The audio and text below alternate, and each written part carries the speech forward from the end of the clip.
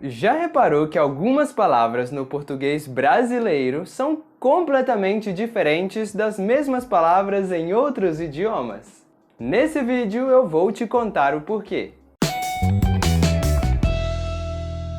E não esqueça de ativar as legendas para você entender todas as explicações.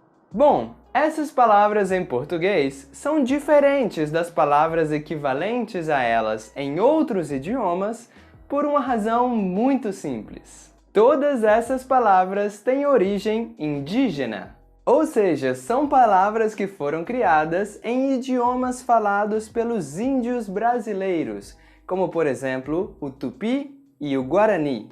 Depois, essas palavras acabaram sendo incorporadas ao português e são as palavras oficiais que usamos nos dias de hoje. E é claro que essas palavras vão ser diferentes também do português europeu, porque são palavras que foram criadas aqui pelos índios brasileiros. E a primeira palavra dessa lista é a palavra abacaxi.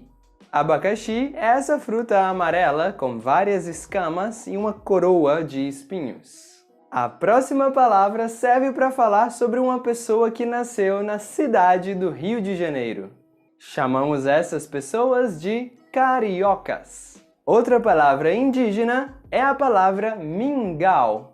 Mingau é uma comida feita com um tipo de farinha e normalmente água ou leite e tem uma consistência bem cremosa.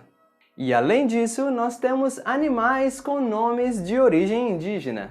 Começando, por exemplo, com a perereca, que é esse sapinho pequeno, mas que pula bem alto. Outro animal muito característico da fauna brasileira é o tamanduá, aquele animal que come formigas. E para terminar, temos também plantas que têm nomes com origem indígena, como por exemplo a samambaia, que é essa planta aqui.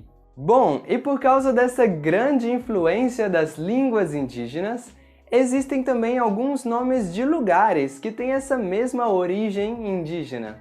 Por exemplo, o estádio de futebol mais famoso do Brasil, Maracanã. E o maior aeroporto do Brasil também tem um nome indígena, Guarulhos. É o aeroporto que fica em São Paulo. E algumas vezes, essas palavras indígenas podem ser bem longas e até um pouco complicadas de se pronunciar. Por exemplo, existe uma cidade no interior do estado de São Paulo que se chama Itaquaquecetuba. Itaquaquecetuba. E não muito longe de lá existe uma outra cidade que se chama Pindamonhangaba. Pindamonhangaba. São nomes engraçados, mas são os nomes oficiais dessas cidades. E por hoje é só, espero que esse vídeo tenha sido útil. Não esquece de clicar no like se você gostou e se inscreva no canal para você não perder os próximos vídeos. Aqui na tela eu vou deixar mais 2 vídeos para você continuar aprendendo português.